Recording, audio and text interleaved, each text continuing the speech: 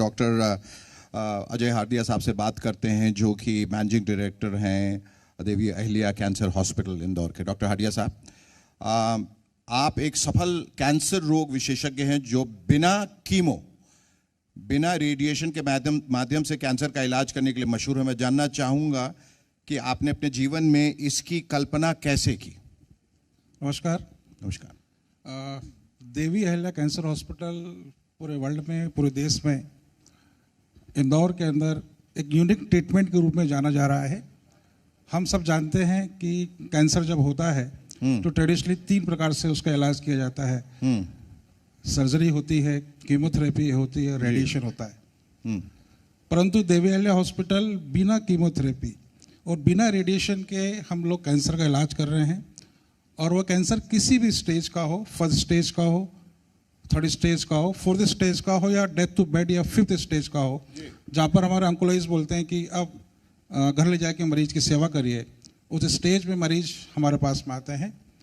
हमारे पास जब मरीज आते हैं तो हम उनका ट्रीटमेंट करते हैं और मरीज अपनी कम तकलीफ़ों के अंदर अपनी लाइफ को प्रोलॉन्ग करते हुए। किस तरह से उनका ट्रीटमेंट होता है डॉक्टर साहब? सर, हमारा जो ट्रीटमेंट है electro homeopathy system of medicine एक है, जहाँ हम मेडिसिन के through, herbal plant based medicine है, एनर्जी बेस्ड मेडिसिन है, उसके द्वारा हम ट्रीटमेंट करते हैं।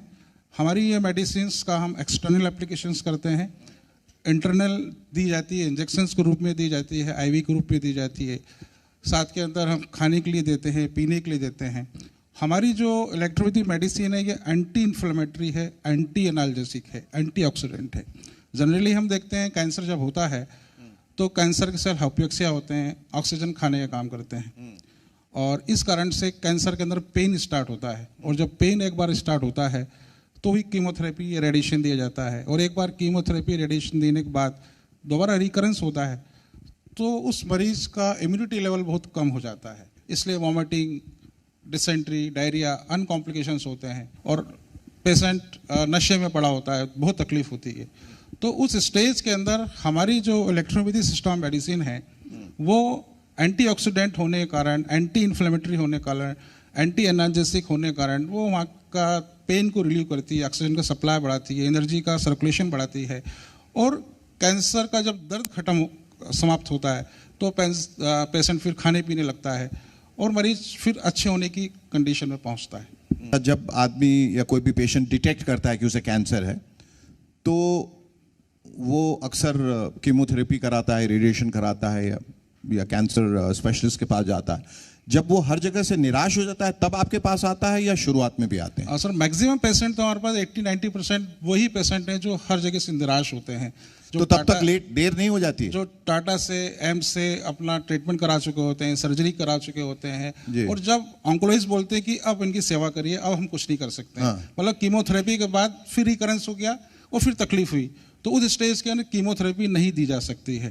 तो उस स्टेज में मरीज हमारे पास में आते हैं, और ऐसे मरीज आते हैं जिनके परिवार में किसी को कैंसर हो गया हो और उन्होंने अपना ट्रीटमेंट लिया और उनको पता है कि कैंसर का सर्जरी या कीमो या रेडिएशन के बाद ही मरीज हमारा बच नहीं पाया है, तो वो फिर हमारे तरफ आते हैं और फिर हम इलाज करते हैं। डॉक्टर साहब, आपसे एक सवाल कि जो रीनल पेशेंट्स है, जो किडनी के पेशेंट्स है, उनका बगैर डायलिसिस किए आप उनका उपचार कैसे कर रहे हैं? जब क्रिएटिनिन बढ़ता जाता है, जब 10 और 9 के 10 के पास हम ऊपर पहुंचते हैं तो डायलिसिस से आ जाते हैं, और एक बार डायलिसिस पे हमारी बॉडी पहुंचती है तो फिर दोबारा डायलिसिस से बाहर नहीं आ पाते हैं।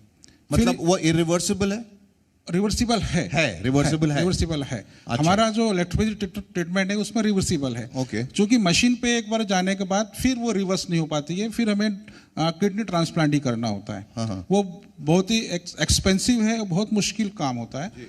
हम जो ट्रीटमेंट करते हैं, हमारे ट्रीटमेंट में हमारे ऐसी मेडिसिन है जो वहाँ पर एक्सटर्नली एप्लीकेशंस करने से, खिलाने से, पिलाने से वो किडनी के फंक्शंस को बढ़ाती है।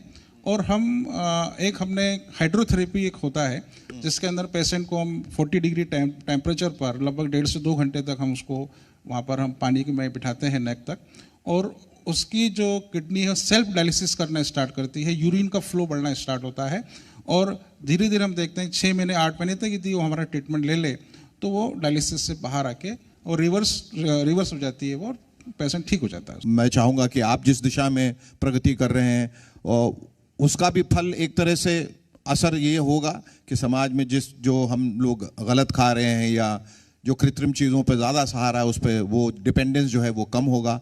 आगे आने वाले दिन में शायद हम ये कैंसर नाम का जो ये असाध्य रोग है, जो जटिल है, ये जो राक्षस है, दानव, ये ख़त्म होगा। ये ईश्वर से प्रार्थना करते हैं। आप लोगों का बहुत बहुत शुक्रिया यहाँ आने का। Thank you so much and wishing all of you huge success in whatever you are doing in your endeavours. Thank you so much.